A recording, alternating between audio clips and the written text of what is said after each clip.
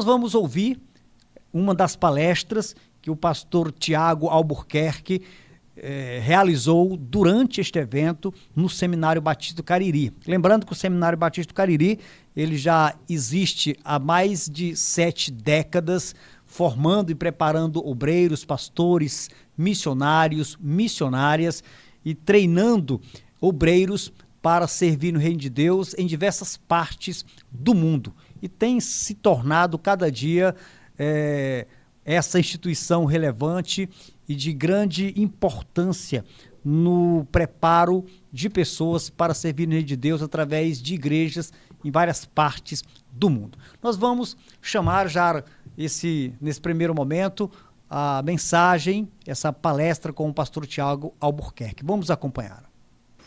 Existe uma história que as más línguas não sabem se é real. É uma história de Átila, o rei dos hunos. Diz que ele conseguia viajar longas distâncias montado em seu cavalo, não parando nem para fazer as suas próprias refeições.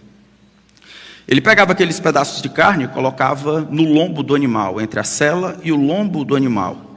E ele distribuía os pedaços de carne a ele e aos seus oficiais, aos seus líderes.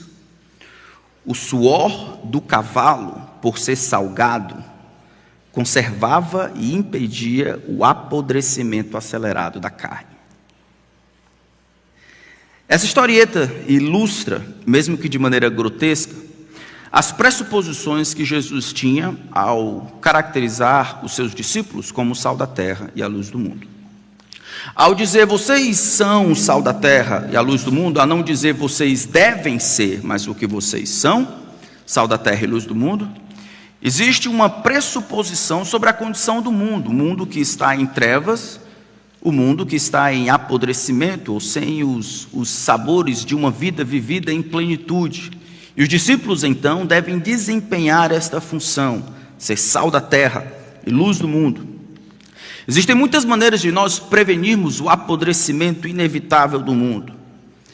Mas a transmissão intencional da mensagem do que Deus fez por meio de Cristo para redimir os pecadores é a mais fundamental de todas.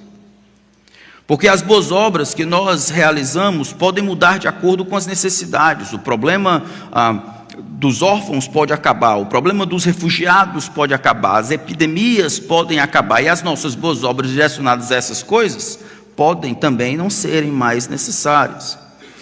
Mas a principal necessidade do homem, a soma de todos os medos, o que desgraça o homem no presente e o condena perpetuamente no futuro, o crime contra a lei do Deus Santo, a perpetração da sua autonomia, o seu pecado, sempre será a causa de toda podridão individual e comunitária. E é por isso que a maneira mais clara de nós prevenirmos ou salgarmos o mundo será salgando a alma do mundo com o divino evangelho.